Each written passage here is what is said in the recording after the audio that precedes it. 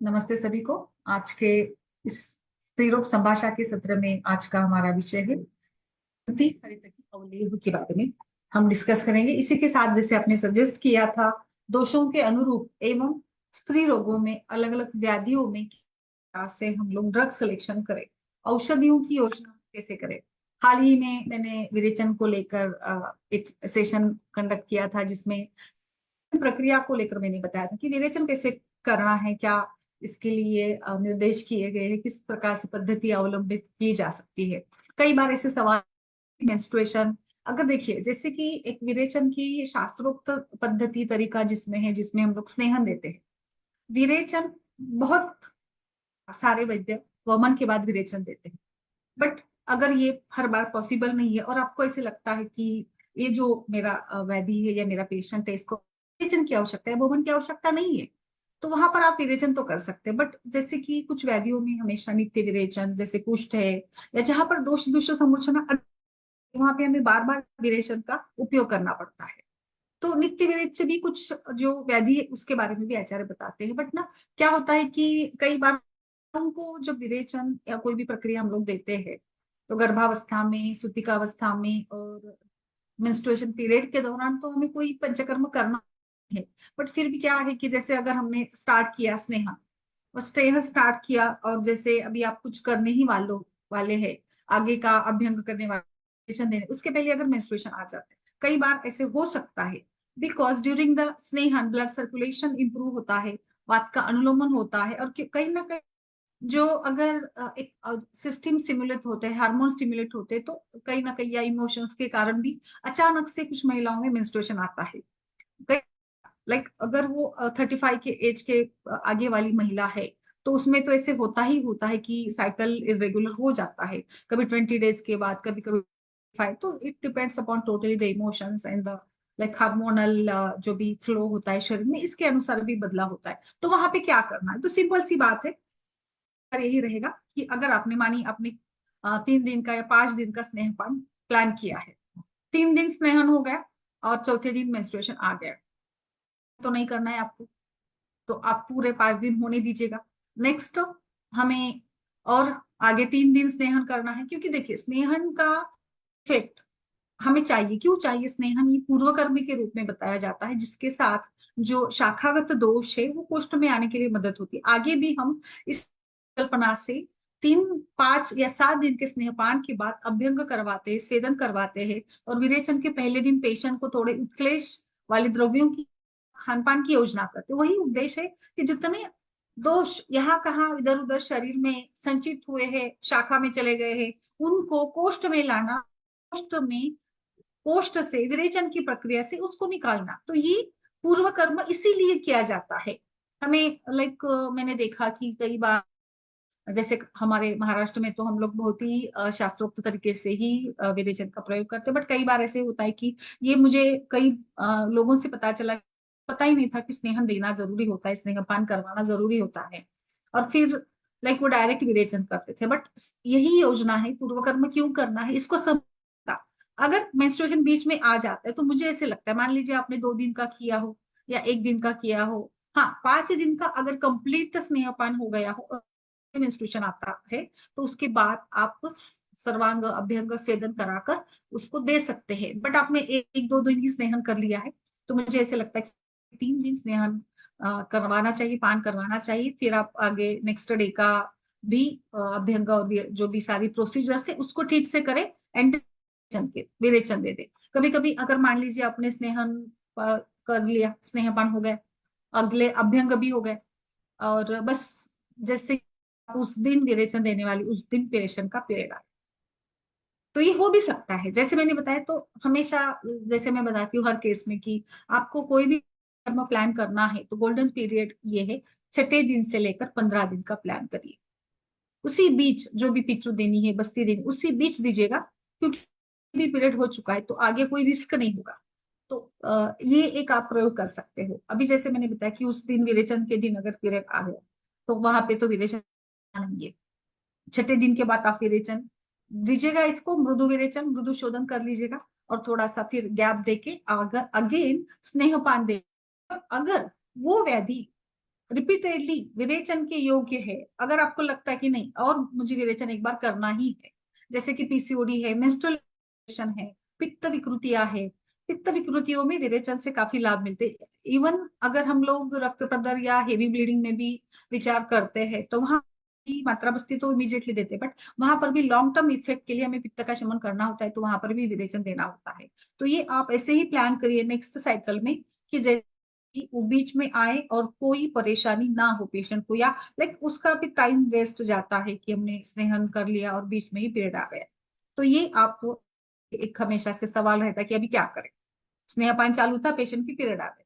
तो ये शक्यता या इस संभावना को हमें ही खुद प्लान करके हटा देना या मिटा। ठीक है, चलिए आगे। आज जैसे हम सभी ने देखा कि बार बार हमने कल के सत्र में भी देखा था कि किस प्रकार से पीसीओडी आदि में वात कफ या पित्त कफ की संप्राप्ति का भंग करने के लिए विरेचन काम करता है।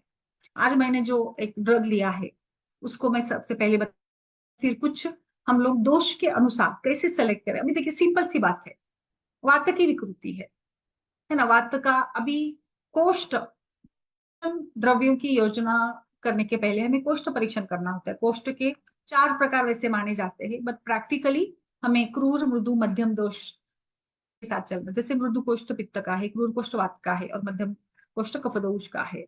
तो अगर आपको ओवरऑल प्रकृति पेशेंट की वात लग रही है तो कोष्ठ है। क्रूर कोष्ठ ये क्रूर है, यानी जल्दी से मल या दोष निकलते नहीं है आंतड़ों से, तो उसको आपको हटाना है, निकालना है, उष्ण तीक्ष्ण द्रव्यों का प्रयोग करना है। तो यहाँ पर वायु के लिए थोड़े उष्ण तीक्ष्ण द्रव्यों की योजना। पित्त ये उष्ण तीक्ष्ण गुण का खुद है, तो उसको हम लोग ज्यादा डिस्टर्ब नहीं करेंगे। ऑलरेडी पित्त थोड़ा सा तेजस्वी है और उष्ण तीक्ष्ण है, उसमें तेज गुण है, अग्नि है, तो उसको हमें ज्यादा इरिटेट नहीं करना। इसीलिए प्रकृति में या पित्त दोष की प्रधानता में हमें मृदु विरेचन देना होता है, तो वहां पे मधुर तिक्त द्रव्यों की योजना हमें करनी है।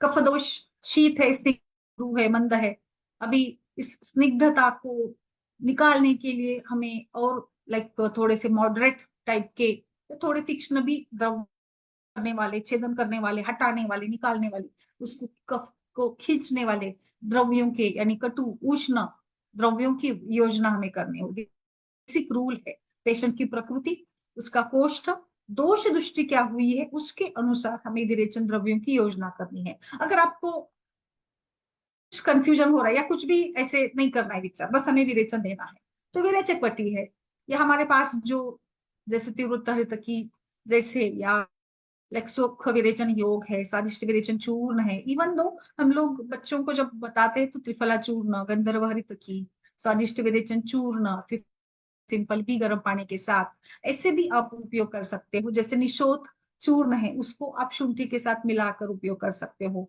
अलग अलग काढ़े बना विरेचक द्रव्यों के भी दिया जा सकता है। अगर कुछ कंफ्यूजन लग रहा है तो बस सिंपल सा तरीका है, जो भी मार्केट में या पॉपुलर जो भी ड्रग विरेचक वटी है बस दे। बट ये जैसे मैंने सारा बताया, इसको भी हमें विचार करना है कि सच में अगर विरेचन का आप रिजल्ट चाहते हैं तो निश्चित रूप से वहां पर स्नेहपान जरूर दें और बाकी विचार जरूर करें। चलिए आगे बढ़ते हैं। आगे जैसे आज का हमारा कल्प है और इस कल्प को मैंने खास करके लिया दंती हरितकी। इसको भी डिस्कस नहीं किया है दंती हरितकी को, पर दंती ये बहुत ही श्रेष्ठ विरेचक द्रव्य है। दंती हरितकी या दंती हरितकी अवलेह बनाने का जो विधि वर्णन हमें मिल जाता है अष्टांग में। अष्टांग हृदय चिकित्सा स्थान में ये अलग अलग प्रकार के जो सूजन वाले व्याधि है उसमें दंत की ये एक सुख विरेचक योग है। सुखम विरिच्यते स्निग्धो दोष प्रस्थमनायमयः कुष्ठो उत्क्लेश अनाह गदरोगान कुष्ठ उत्क्लेश प्लीहा गृहिणी विषम ज्वरान नंती दंती हरित्यति च कामलाम। इस प्रकार से पांडु, कामला आदि सभी व्याधियों में ये अच्छी काम करती है। दंती हर्तकी कल्प या अवलेह बनाने के लिए अवलेह की विधि, ये थोड़ा गाढ़ा होगा, सेमी सॉलिड तरीके का होगा, इसके लिए दंती और चित्रक और हरितकी ये हमें लेनी है। जैसे दंती का हम लोग रूट लेंगे, चित्रक का भी रूट लेना है, हरितकी का फ्रूट लेंगे, एंड ये हमें 1.2 kg की मात्रा में लेना है। और फिर ये जैसे कि हम लोग पानी में डालकर इसको आधा देंगे और फिर इसमें बाकी के जो इंग्रेडिएंट्स लाइक गुड़ डालना होगा, और तिल का तेल डालेंगे 200 ml की मात्रा में, 1.5 किलो, एक जितना अर्थ के लिए है ना 1.2 kg उतना ही गुड़ लीजिएगा। तिवृत्त लेना है फिर हमें इसमें 24 ग्राम। एंड इस प्रकार से उसमें थोड़ा प्रक्षेप द्रव्य भी डालेंगे, जिंजर पेपर है, सिनामोन है, पत्र है, नागकेशर है, ये 12-12 ग्राम, जो आमतौर पर हम लोग सभी प्रकार के अवले में इतनी ही मात्रा में ये डालते हैं। तो इस प्रकार से इसको गाढ़ा करके जाता है। ये अवलेह आप वैसे तो 3 साल तक यूज कर सकते हैं। इस अवलेह का एज अ विरेचन कहाँ पर उपयोग करना है, वैसे कोई साइड इफेक्ट भी नहीं मिलता है। एंड ये आप जैसे मैंने बताया, ये आप अलग अलग उम्र के लोगों में अलग अलग तरीके से यूज करें। आमतौर पर इसकी मात्रा 3 से होती है।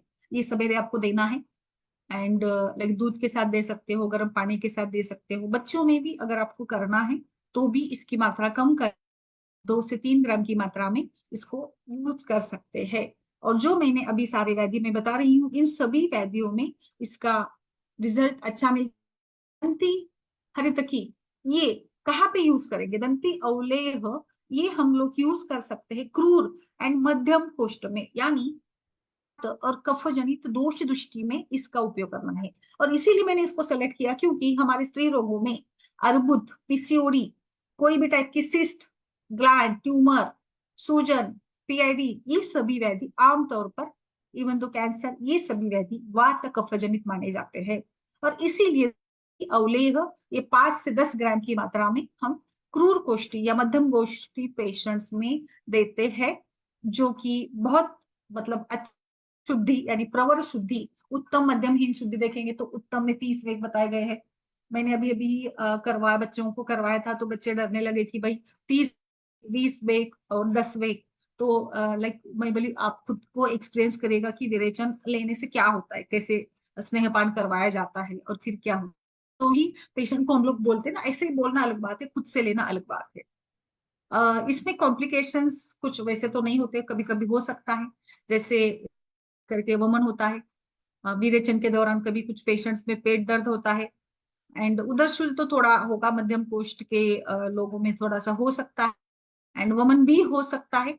तो इस प्रकार से इसमें हमें सब कफांत कफांतिक जो लक्षण है विरेचन के वो मिल जाते हैं, क्या वो देखना है। तो सिम्टोमेटिक हमारी ट्रीटमेंट होती है, जहाँ पे आपको लग रहा है कि भाई कुछ उदरशूल है तो शंख भस्म, एंड जो भी वहां पे सिम्टोमेटिक जो बताई जाती है, वहां उसी प्रकार की सिम्टोमेटिक ट्रीटमेंट हमें देनी होती है। तो ये दंती अवलेह ये खास करके मेंस्ट्रुअल इरेगुलरिटीज में, लाइक जिनका मेंसेस इरेगुलर है, इनफर्टिलिटी केस है, और आप चाहते हैं कि इसको भी मैं प्रेगनेंसी रखनी है, से काम करूं, तो मैंने तो आपको हमेशा से बता देती हूँ कि मैं सिंपल, आप एकदम से इनफर्टिलिटी ड्रग्स का प्रयोग मत करिए, गर्भस्थापना डायरेक्टली मत करिए, तो भी विरेचन करवा लीजिएगा। यानी क्योंकि मुझे ऐसा लगता है कि बाकी बस्ती वगैरह के लिए पेशेंट इतने रेडी नहीं होते हैं, उस मायने में आप विरेचन दे सकते हैं। और जो लोग वर्किंग है उनमें आप संडे का विरेचन का प्लान करें, और बाकी वीक में 3 दिन का स्नेहन दे दिया, 3 दिन अभ्यंग स्वेदन भी बहुत। देखिए आप ऐसे बोलते कि प्रॉब्लम्स आने वाले, बट उसको आपको ये करना ही पड़ेगा ना, उसके सिवा आगे बात नहीं बनेगी। तो ये आप मेंस्ट्रुअल इरेगुलरिटीज में या फिर मेनोपॉज के आते आते भी ये हो जाता है ना इरेगुलर, उसमें यूज कर सकते हो, पीसीओडी के सिंड्रोम में यूज कर सकते हो, इवन प्राइमरी या सेकेंडरी टाइप के इनफर्टिलिटी, महिलाओं में कोई भी पिगमेंटेशन, खास करके जो मेनोपॉज में मेनोपॉजल एक प्रकार का जो ये होता है एलर्जिक मानिए या हाइपर पिगमेंटेशन जो पैटर्न होता है, इसमें भी आप कर सकते हो। मेनोपॉज के आते आते कुछ महिलाओं में डायबिटीज या शुगर की मात्रा बढ़ जाती है, वहां पर भी इस प्रकार के विरेचन द्रव्यों का उपयोग कर सकते हो। इवन दो जहाँ पे कॉन्स्टिपेशन हो, कुछ इस डिस्टर्बेंसेस लग रहा हो आपको, तो वो भी आप कर सकते हो, क्योंकि ये हमें पता है कि स्नेहपान के क्या उपयोग है। स्नेहन क्यों देना है, बार बार मैं इंसिस्ट कर रही हूँ। वातानुलोम्यम अग्नि दीप्ति वर्चहा स्निग्धम असहतम, पुरुष मल स्निग्धता, मूत्र स्निग्धता, वात का अनुलोमन और अग्नि की दीप्ति, ये सारे लक्षण आपको यहाँ पे मिल जाते हैं। यानी जैसे जैसे स्नेहन पेश वैसे वैसे ही उसका वातानुलोमन होते रहता है। और इसीलिए हमें जैसे मैंने बताया कि दंती और ये सारे कंटेंट वाले है, ये मुख्य रूप से, इवन दो पेशेंट को डिस्मेनोरिया हो तो भी, क्योंकि कोई भी टाइप का डिस्मेनोरिया होता है तो अपान वायु की विकृति हम लोग मानते हैं, और कोई भी टाइप की ग्रंथि होती है तो सिस्ट होती है तो वो भी कफजनित मानते हैं।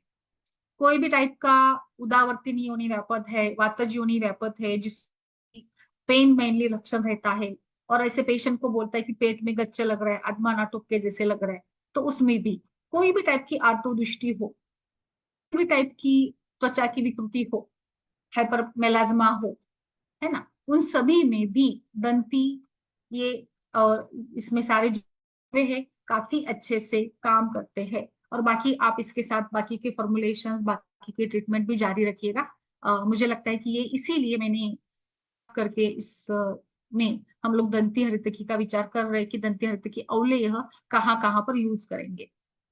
दंती हरितकी ये फॉर्म में भी आता है, एंड ये जिसमें जैसे इसमें गुड़ है और शहद भी होता है, और ये अच्छे से पकाया जाता है, और ये कई बार अलग अलग कल्प के रूप में भी मिलते हैं, like they are available in खांड, गुड़, पाक, मोदक के रूप में भी मिल जाते हैं। जैसे कि ये आप फिर जैसे अग्निमांद्य या डाइजेस्टिव सिस्टम के जो भी व्याधि, इसके लिए भी आप यूज कर सकते हो, क्योंकि कई बार जैसे अग्निमांद्य हम लोग मूल कारण मानते भी है, आप दे सकते हो जरूर। अभी इसके श्लोक में मैंने बताया था पांडु, कामला और कुछ लीवर की विकृतियां हो, तो ओवरऑल आपको जहां पर टाइप की विकृतियां मिल रही है उसमें आप इसका प्रयोग कर सकते हो, और पेशेंट में हेमोराइड्स की हिस्ट्री रही हो उसमें कर सकते हो, एनी टाइप ऑफ अदमान आटोप उसमें कर सकते हो। जिनको अपचन की शिकायत है, यानी बीच बीच में मल पतला घना आता है, यानी जिसको हम लोग कहते हैं गृहिणी दृष्टि, तो गृहिणी में भी आप दे सकते। बस मैंने जैसे बताया कि आप इसको 20 ग्राम की मात्रा तक यूज करें, इससे ज्यादा ना यूज करें, क्योंकि जो भी हम लोग प्रयोग करेंगे तो निश्चित उसका ये नहीं होना चाहिए, बिल्कुल उसी प्रकार से इसका हमें उपयोग करना है। मार्केट में अलग अलग टाइप के द्रव्य अवेलेबल है, ग्रंथों में भी आचार्य सुश्रुत वाग्भट ने इतना बड़ा द्रव्य संग्रह बताया है, बहुत सारे द्रव्य बताए।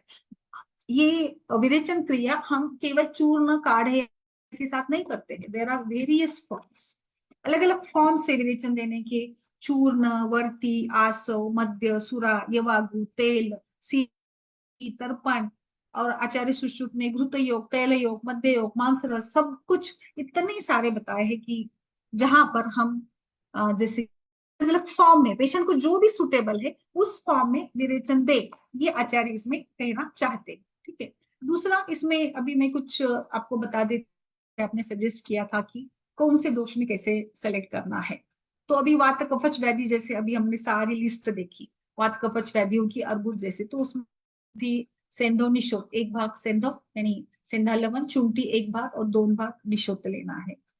नेक्स्ट आप लाइक इसी दंती का जो मैंने बताया ना दंती, और ये हम लोग जो पढ़ रहे हैं इसका अवलेह भी आप ले सकते हैं।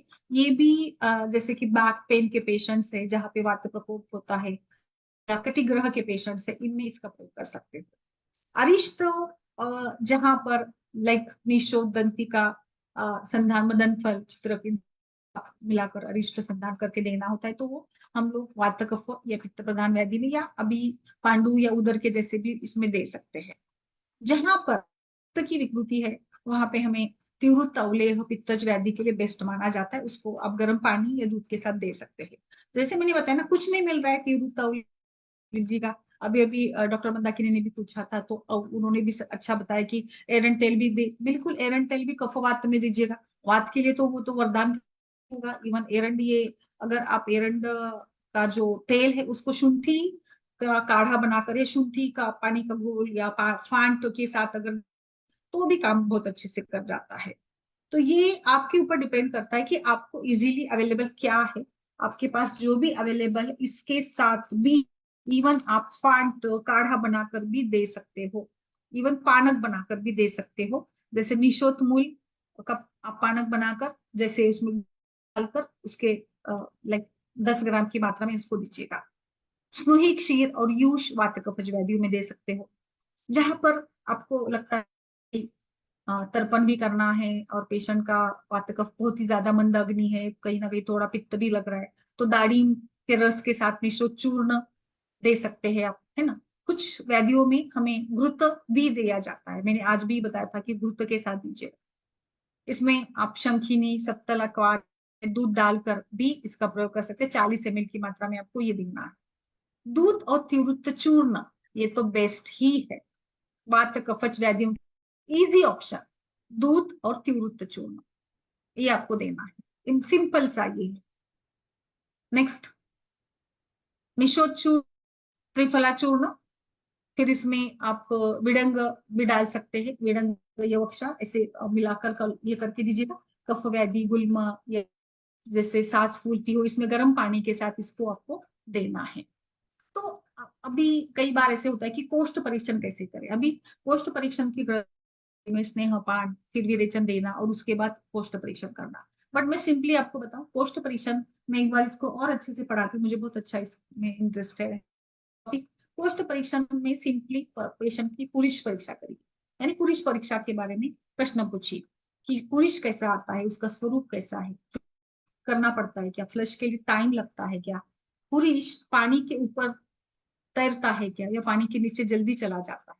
तो इससे पुरुष में क्या शांता है क्या, चिकट है क्या, क्लेद है क्या, जंतु है क्या, या किस प्रकार का पुरुष है, रूखा है क्या, ड्राई है क्या, कलर कैसा है, फ्रीक्वेंसी कितनी, खान पान का क्या परिणाम होता है, जब अगर पेशेंट ने कुछ अनाप शनाप खा लिया तो पुरुष प्रवृत्ति पर परिणाम होता है क्या, पेशेंट ने विरुद्धाहार या सिंपली होटल का भी बहाना खाया तो जिन रुग्णों में कॉन्स्टिपेशन होता है उनका कोष्ठ जरूर कुरु होता है, जिनमें लूज स्टूल होता है उनका कोष्ठ जरूर होता है, और जिनमें बहुत ज्यादा परिणाम नहीं होता है, यानी नॉर्मल रूटीन वाली मल प्रवृत्ति होती है, तो उनको समझिए कि इनका मध्यम कोष्ठ है। आप इसको फिर मतलब समकोष्ठ में भी ले सकते हो। तो पुरुष परीक्षा से भी हमें पेशेंट के डाइजेशन और अग्नि कोष्ठ सारे पैटर्न पता चलते हैं। हमें बस संकोच आता है कि पुरुष के बारे में कैसे पूछे। मैं हमारे महाराष्ट्र के एक मेरे गुरुवर्य वैद्य थे, वैद्य बिंदु करके, वो हमेशा, मतलब हम लोग जब इंटर्नशिप कर रहे थे तो सर थे काय चिकित्सा में, तो वो हमेशा पेशेंट का मल परीक्षण करने को बता, तभी हमें ऐसे लगता था कि कैसे मल परीक्षण कैसे। अभी अभी तक पहले 10 साल तक हमारे सिलेबस में भी स्टूल एग्जामिनेशन था बीएमएस के यूजी लेवल के, बट इसको ज्यादा कोई करता नहीं था। इसमें लाइक माइक्रोस्कोपिक एग्जामिनेशन और ब्लड टेस्ट वगैरह थे। तो वो पेशेंट को लाइक डब्बे में या कैरी बैग में मल लेकर आने को कहते थे और फिर सामने उसकी परीक्षा करते थे, या उनका मतलब वो पैटर्न ही था। आज मुझे लगता है कि बहुत कम वैद्य होंगे जो इस प्रकार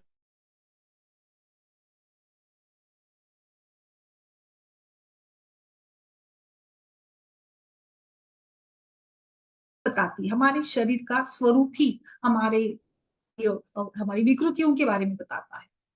कोई पेपर या कोई ग्राफ से ये ज्यादा अच्छा है, ये ज्यादा रियल वाला एग्जामिनेशन का जो भी मलमूत्र का परीक्षण है, जिह्वा का परीक्षण है, या पेशेंट की आकृति का परीक्षण है, पेशेंट का खुद का परीक्षण पेशेंट के एग्जामिनेशन के साथ ही हो जाता है।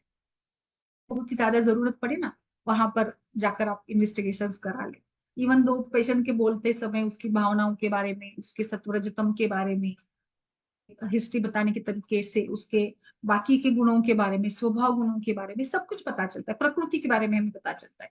मतलब हमें बहुत ही ज्यादा लॉन्ग टर्म कुछ एग्जामिनेशन करने की भी आवश्यकता नहीं होती है कई बार। तो ऐसे सारा बहुत इसमें अलग अलग प्रकार के द्रव्य है। जैसे कि आप द्राक्षा का दे सकते हैं। अभी आचार्य वाग्भट बताते हैं, उनके भी सारे बहुत सिंपल वाले हैं, उनके भी बहुत मेरे भी ये फेवरेट है।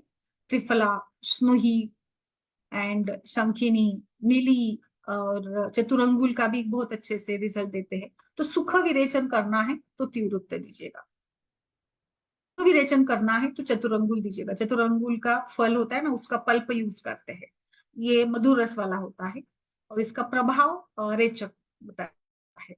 और तीक्ष्ण विरेचन करना है तो स्नूही क्षीर का प्रयोग करते हैं। आचार्य चरक ने उनके कल जो संग्रह है ना, अलग अलग द्रव्यों के संग्रह बताए उन्होंने, वो काफी सीखने को मिलता है। बस हम लोग क्या करते हैं ना, वो हमें थोड़ा लैंग्वेज कॉम्प्लिकेटेड लगती है, संस्कृत के नाम होते तो वो हमें थोड़े कॉम्प्लिकेटेड लगते हैं।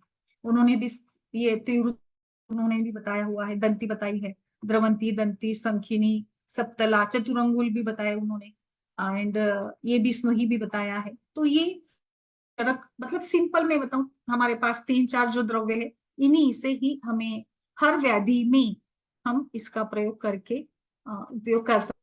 इसके रसवीर्य के बारे में पता होना चाहिए।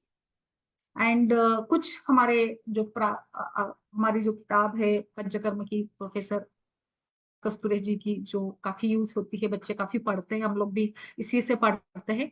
तो उनका अपना एक अनुभव, उन्होंने उसमें द्राक्षा का काढ़ा, गद का काढ़ा, हरितकी का काढ़ा बनाकर, या इसबगोल का प्रयोग करवाना है, त्रिफला का काढ़ा बनाकर, या एरंड तेल है, फिर सब ये स्वर्ण पत्र, हरितकी का चूर्ण दे सकते हैं, तिवृत्त का चूर्ण दे सकते हैं, कुटकी का चूर्ण दे सकते हैं।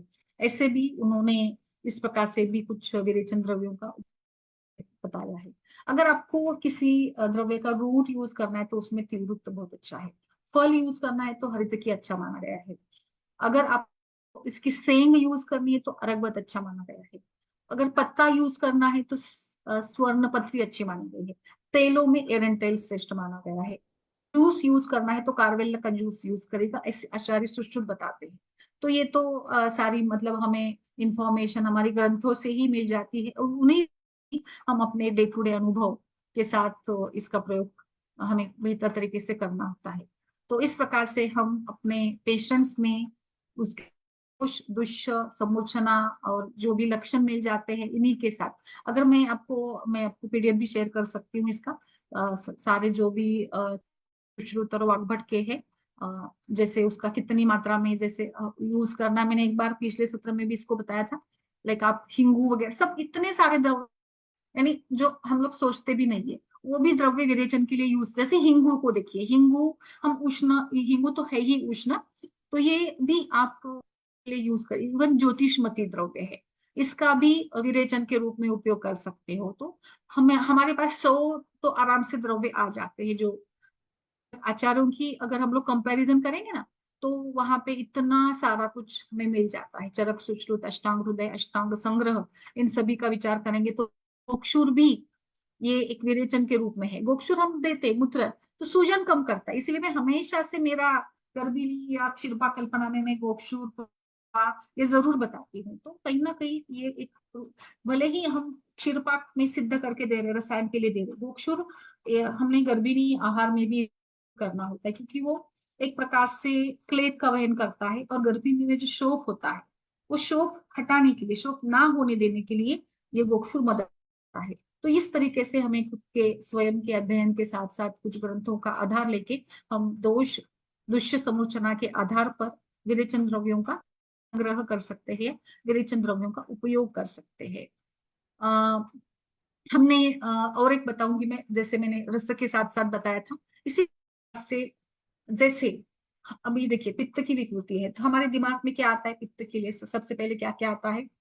दाढ़ी आता है, बताइए, आप लोग भी बता सकते हैं। दाढ़ी है, द्राक्षा आता है ना? तो ये आप एक 3-4 ऐसे पेटेंट वात की विकृति है तो हमें क्या देना है? हमें सुख विरेचन देना है तो तीक्ष्ण देना है तो इसबगोल देंगे, और कुछ और हमें उसमें तीक्ष्ण द्रव्य का उपयोग करना है क्या? ऐसे हमारे पास एक हमारा खुद का विचार चाहिए, ऐसे मुझे लगता है। बोलिए मैम। नमस्ते सभी को। बोलिए जी, सुचिता जी। नमस्ते मैम। मैम बहुत नमस्ते। अच्छा बताया। वही मैम, ये कह रही थी कल तो उसका विरेचन हो जाएगा मेरी पेशेंट का। वो मैंने हाँ आपने जैसे बताया ना उसका, तो मैंने त्रिव्रत सोचा है और पूछा है मैम। थोड़ा सा सौंठ आपने बोला, लेकिन है नहीं मेरे पास सौंठ में। अगर आप कहें तो मैं कुटकी भी डाल दूँ। वो फूल है, पर्सन बहुत मोटी है, 90 kg की है।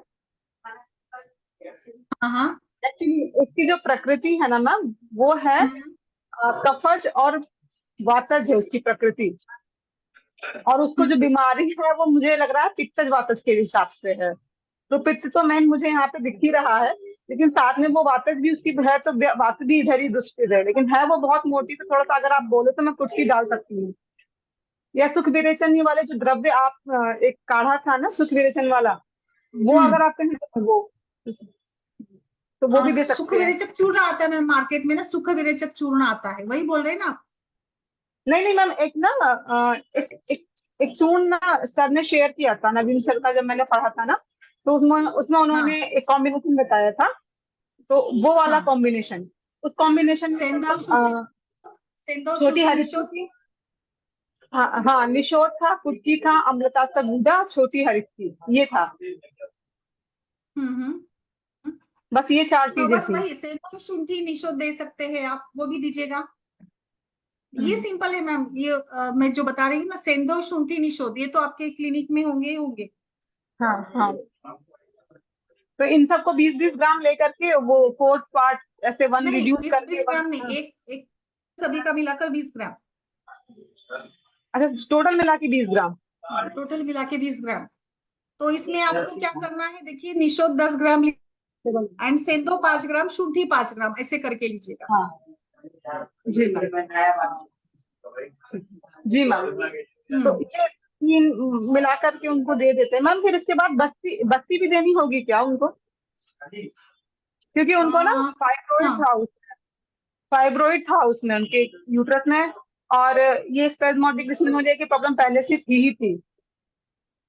अच्छा। अगर आप हम्म। बस्ती बोलेंगे ना, तो बस्ती वो लेने को तैयार है, मतलब वो हर तरह से तैयार है, वो करेंगे मैम, बेचारी हारी। बस्ती करेंगे। उसका विरेचन कैसे होता है बताइए मुझे कल के सत्र में, हम लोग उसका ये भी जी मैम। करेंगे। ठीक है मैम, वो। उसको बस्ती भी दे। अभी आपको क्लियर हो गया? हाँ जी मैम, मैम क्लियर हो गया मेरे को। और मैम या ये फिर और आप पूछना था मुझे, एक और मैं ये बताती जो। हूँ, अगर अगर जी आपको कुछ आपके पास जो जो भी अवेलेबल होता है ना, इसी से भी आप अपना बना सकते हैं, इनका भी अरगवत, गंती, ऐसे भी मिलाकर ना बनाइएगा। बस मात्रा का ख्याल रखिएगा, 15 से की मात्रा से ज्यादा नहीं होना चाहिए। अगर आप अवलेह यूज कर रहे हैं तो 30 ग्राम। और ये मात्रा डिपेंड करती है व्याधि की क्रॉनिसिटी पर, कितना पुराना व्याधि है, तो ये मात्रा डिपेंड करती है। हाँ मैम, उनकी तो काफी पुरानी है, क्योंकि 15-20 साल से इसका ट्रीटमेंट कराते कराते थक चुकी हैं, काफी हार्मोनल पिल्स वगैरह ले ली है। वही वही। तो ये मात्रा तो बस बस इतना ये है कि पेशेंट को अति विरेचन ना हो जाए, तो ये सोचकर हमें मात्रा तय करनी है। पेशेंट को देख चलता है ना उसमें। हाँ आप मैम, पुरुष पुरुष परीक्षण इनका जरूर मध्यम करवाइए है। पेशेंट का। पेशेंट को पुरुष। हम्म पुरुष परीक्षण जरूर पूछिएगा, पुरुष कैसा है ये जरूर पूछिएगा। अभी तो मैम उनको वो जो स्नेहपान की वजह से वो घी घी सा, मतलब ऐसा आ रहा है। हम्म चिपक तो नहीं रहा है, लेकिन हाँ वो कह रही थी कि अभी जैसे जब से भाप लगे, तो उसे लग रहा है जैसे कि सारा कुछ घी पिघल पिघल के निकल रहा है, घी सा आता है हम्म। मोशन में। अभी तो अच्छा ठीक है, अब कल ड्यूरेशन कर लेते हैं, फिर देखते हैं क्या है। अच्छा, ठीक है मैम, ठीक है। ओके। और बोलिए हाँ, मैम, इस बार सुचिता क्या जी। हुआ था मैम? मैम हमने सुकुमार का शायद दशमूलारिष्ट वगैरह दिया था, तो इस बार उनके पीरियड्स ऑन टाइम पर आए थे। पहले जो अच्छा। है हाँ, पहले जो है 2 दिन 3 दिन आगे आते थे, इस बार ऑन टाइम पर आए थे। और मुझे हम्म लगता है मैम, स्नेहपान देने से, हम्म जो हमने स्नेहपान दिया वो शायद कहीं सूक्ष्म स्रोतस में गया है, जो, और हम्म उसका जो इफेक्ट था ना हार्मोनल पिल्स का, वो हम्म। मेरे ख्याल से उसने वो इकट्ठा करके कोच में लाया, इसी वजह से उनका इस बार पीरियड ज्यादा भी आया है। क्योंकि पहले वो अच्छा हार्मोनल पिल्स दे करके उसको सही कर दिया था, पीरियड ज्यादा होते नहीं थे। लेकिन अच्छा। इस बार जो है 7 डेज तक रहे उनको, और अच्छे से रहे, 7 डेज बंद हो गए फिर। यस तो यस। मैम ये हो सकता है क्या ऐसा? हो सकता है, हो सकता है मैम। पीरियड्स को लेकर ना फ्लक्चुएशंस थोड़ा होता रहता है। और क्लॉट्स वगैरह भी बता रही थी, काफी क्लॉट्स वगैरह भी आया इस बार। हाँ, तो हम लोग ना इसका रसपाचक देंगे, रसपाचक देंगे, क्लॉट्स वगैरह हो रहे तो जीरका रसपाचक, ये सारा कुछ देना चाहिए हमें। ठीक है मैम, अभी कल कर लेते फिर बताते हैं। हाँ, आप उसको करिएगा। आज उसको खाने को क्या क्या दिया आपने, खाने में क्या दिया है? अभी तो हल्का, मैंने बोला था हल्का खिचड़ी वगैरह खाना है। हम्म। शाम को मैंने नहीं, बोला अभी नॉर्मल उत्क्लेश खाना वाला खाना थोड़ा है। बता दीजिएगा ना उसको, उत्क्लेश वाला भी, दही वगैरह भी बोल सकते हैं। मैम देखिए, कफ नहीं करेगा कहीं खिलाएंगे तो रात में? नहीं नहीं नहीं, कुछ नहीं। बता देते विरेचन ना हम लोग, थोड़ा सा विसंधि, जैसे ममन के पहले देते हैं ना, उसी प्रकार से दे सकते हैं उसके हाँ, पहले। तो क्या दें मैम बेस रात में उसको फिर? दही, खास दही खिचड़ी खाने को बताइए ना। अच्छा ठीक है मैम, हम्म। ठीक है। अभी उस दिन थैंक कुछ यू। मत खाने को लगाइए उसको, विरेचन के दिन नहीं देना है कुछ। वो तो मैम लेगी भी नहीं ना, क्योंकि इतना ठंड हम्म पड़ रही है यहाँ पे, तो हम्म। सवेरे सवेरे खाते भी भूख भी नहीं लगता है। तो मैंने बोला यस। उसको, मैंने कहा कि आ जाना सवेरे ही सवेरे, नहीं तो जितना हम्म। लेट करोगे फिर उतना लेट शाम हो जाएगी, ठंड लगेगी, ठंडे पानी से बार बार जाने आने हाँ में छूने हाँ में, तो हाँ हाँ। बचा के भी रखना है ना उसको ठंड से। Yes yes yes. ठीक है। देखिए डॉक्टर शशि जी ने डाला है। मैम आइए डॉक्टर शशि, पित्तज आहार दे पकोड़े कड़ी। अच्छा, वेरी नाइस, अच्छी मजा है फिर तो। पकोड़े बना कर दीजिएगा पेशेंट को। बस उस दिन कुछ नहीं देना है मैम।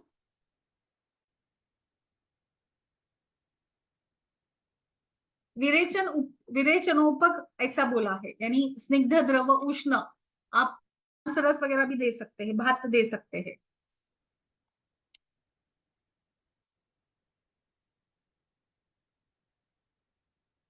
आगे बोलिए सभी लोग। अच्छा, नाइट में, बिल्कुल आज नाइट में देना। यस यस, वही वही। बोलिए स्मिता जी, डॉक्टर सुचेता मैम बोलिए। हाँ जी, नमस्ते मैम। नमस्ते नमस्ते। मैम मैंने ये पूछना था कि जो आपने ये 20 ग्राम की डोज बताई ना, हाँ कंधा, शुंठी और हाँ हाँ। तो एक मिनट उसको एक फिर मिनट। हमने देना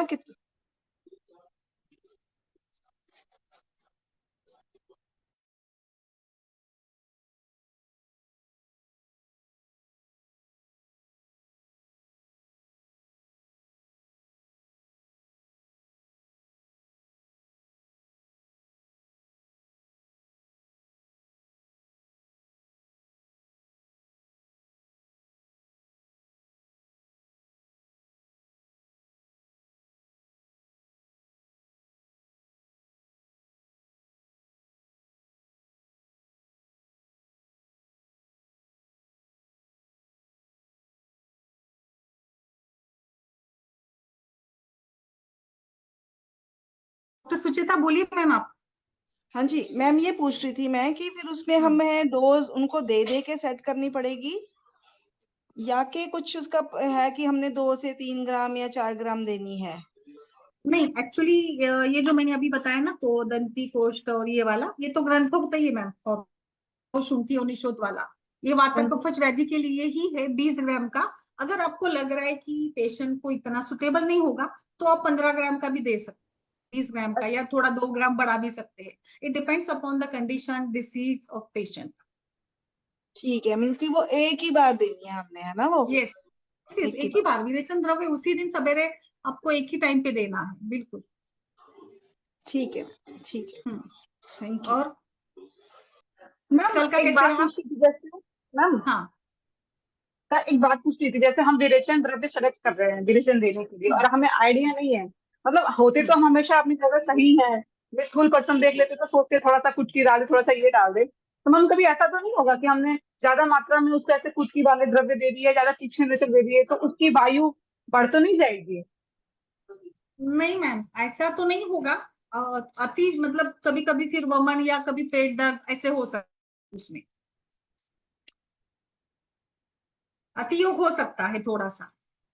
तो बेटर है कि हम सुख विरेचन पर ही ज्यादा फोकस करें, मंदाकिनी जी। सुख विरेचन पर ही फोकस करें। अगर और ऐसे कुछ हो गया तो कुटज घनवटी और संजीवनी वटी, शंखवटी, ऐसे हमारे पास है ऑप्शन, उसके साथ ही हमें करना है।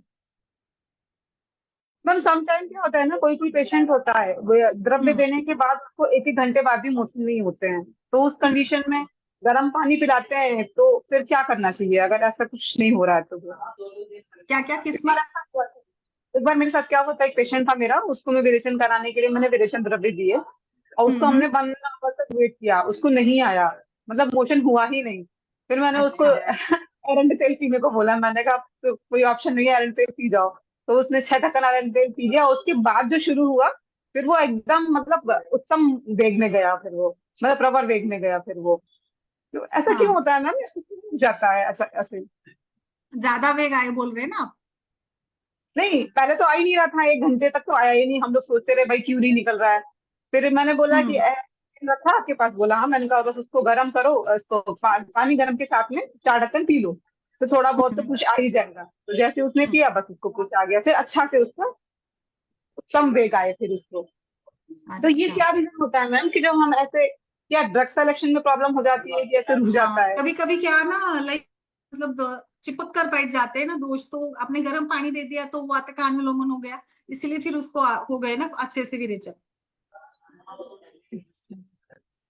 अच्छा मैम, पढ़ने में तो बहुत इजी रहता है, ये आप बताते तो लगता है हाँ बस ये है सामने और ये यस, दे वही दिया बोल और रही फिर हूँ ना हो मैं, गया। पढ़ने में इजी हाँ, रहता है इसीलिए बच्चों नहीं बताती नहीं, हूँ आप मैं। भी बताते हो, जब पढ़ाते हो ना तो लगता है अरे वाह ये तो बड़ा इजी है, इसमें क्या है, और जब करने बैठो तो हर एक पल पे लगता है कि आग आग पड़ी है, बस उस पे पाँव रख रख के वापस जाना है। यस यस यस यस, ऐसे तो हम्म। होता ही है, बिल्कुल वो तो है ही।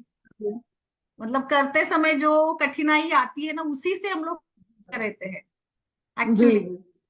हम्म, बोलिए, और किसी का कुछ है प्लीज।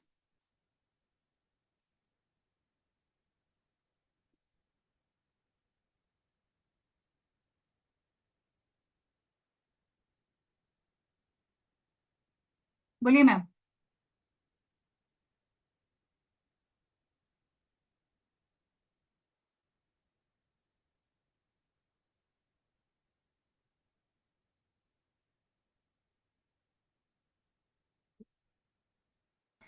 जानते हैं। मैम मैम बोलिए, ये संपदा जी। मरमाणी, मैम मरमाणी गुटिका का कभी आपने यूज किया है क्या? बोला तो है, यूज नहीं किया अभी।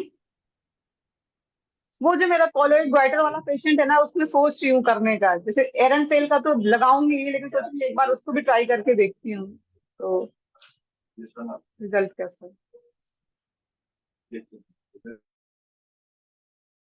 है। मैंने भी ये किया, बट मैंने कभी खुद खुद से यूज नहीं करवाया। किसी ने हाँ किया ठीक। है यूज?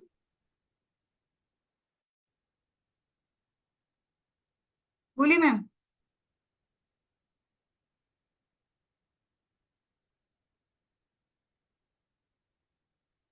मैम नमस्ते।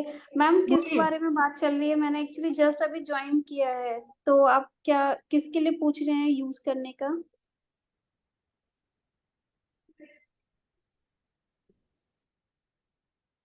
ये मर्म मर्म ये गुटिका ना। जी मैम, मरमाणी गुटिका। हम्म।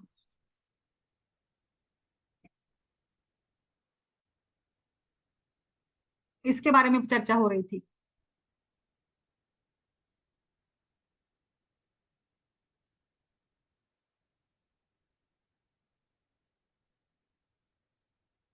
बोलिए मैम, और किसी का? मैम प्रीति जी, डॉक्टर प्रीति, और कुछ आपका हो तो प्लीज, किसी का कुछ है तो बोलिए। आज का ठीक लगा मंदाकिनी जी?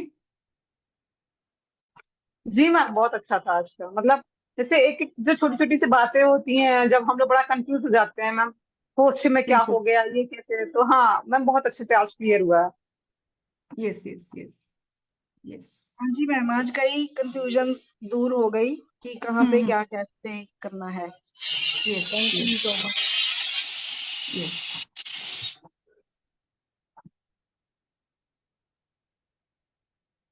और किसी को तो बताइए। अभी मैं ये स्टार्ट करने वाली हूँ नाड़ी परीक्षण का, आपको किसी को ये करना है तो प्लीज करिए आप। मैम ये जो आपका जो टाइमिंग है ना मैम, नाड़ी परीक्षा के लिए ना बड़ा कंसंट्रेशन चाहिए होता है, इस वाले टाइम में हो नहीं पाता नहीं, मैम। मेरा बहुत सिंपल है, आप बिल्कुल ये करेंगे, मतलब ये बिलीव नहीं डिस्कशन करेंगे, तो मेरा हम लोग मेरा मरीज अलग लेके से है, जाते हैं पास तो कर हाई लेते लेवल हैं। वाला है ना, तो हम्म। ऐसा अलग है वो। मैम हमें मैम ये जो आप नाड़ी प्रश्न सिखा रहे हैं इसमें कुछ गड़बड़ी से रिलेटेड या हमारे जैसे स्त्री रोगों से रिलेटेड नाड़ी का कुछ ऐसा सिखाओगे क्या आप उसमें? हाँ, योग एक्चुअली मैं है, ना उसमें सारे योगी है। लेवल्स भी है, 5 लेवल की नाड़ी परीक्षा है, और अलग अलग व्याधियों के अनुसार भी। एंड वो एक बहुत अलग तरीका है, मतलब आप लास्ट में ना आप सिंपली, आपको डायग्नोसिस हो जाता है अच्छे से। उसका एक, कल ये सोच रही हूँ कल मैं लेती हूँ उसका डेमो, एक लेक्चर। आपने पहले वाला नहीं ऐड किया ना, डेमो वाला? नहीं मैंने नहीं नहीं किया है टाइम की वजह से, मतलब ये टाइमिंग ना अभी तो ठंड ज्यादा है तो पेशेंट कम आ रहे हैं तो हम बात कर ले रहे हैं, उसमें पेशेंट अच्छा। ज्यादा और क्या होता है ना मैम, जब हम आपसे पढ़ रहे हो ना तो हमें अलग अलग विचार आते हैं और बाद में जब हम सुनते हैं ना उस चीज को, तो फिर वो क्वेश्चन वहीं के हाँ वहीं रह जाते हैं, वो क्लियरिटी नहीं हो पाती है। ये होता है। खैर मैम आप करिए, बताइए, हम लोग करेंगे, फिर नेक्स्ट से पूछेंगे या कैसे भी ग्रुप में पूछेंगे आपसे। Yes yes yes yes, okay okay okay, ठीक है ठीक है ठीक है फिर। चलिए फिर आज के लिए कोई अगर किसी का प्रश्न नहीं है, और मैं सभी से रिक्वेस्ट भी करती हूँ, आप भी अपने लोगों को बताइए और ज्यादा से ज्यादा संभाषा में जुड़िएगा। इसी प्रकार से मतलब ज्ञान होता रहेगा, है ना। ओके मैम, चलिए थैंक यू, फिर कल मिलते हैं। Thank you ma'am. थैंक और यू कुछ मैम। और मैं एक बार और विरेचन पे हम लोग डिस्कस करेंगे, और मैं आपको सिंपल वाले फॉर्मुलेशंस या फिर पीडीएफ ऐसे भेज देती हूँ, है ना। हाँ ma'am, ma'am yes ma'am. Ma'am ये जो आपने बताया ना अभी कोच का विचार कैसे करें, गुड़ कोच मधुर कोच, और कोच के अकॉर्डिंग द्रव्य हाँ वो मैं संरक्षण, पढ़ाती हूँ, वो मुझे एकदम मेरा फेवरेट और बहुत मेरा इंपॉर्टेंट मतलब है। बहुत इंपॉर्टेंट भी, और मेरा भी है वो।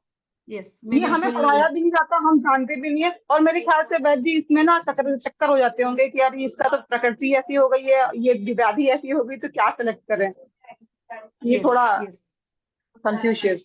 ठीक है। यस यस यस मैम, बिल्कुल बिल्कुल, ओके, थैंक यू।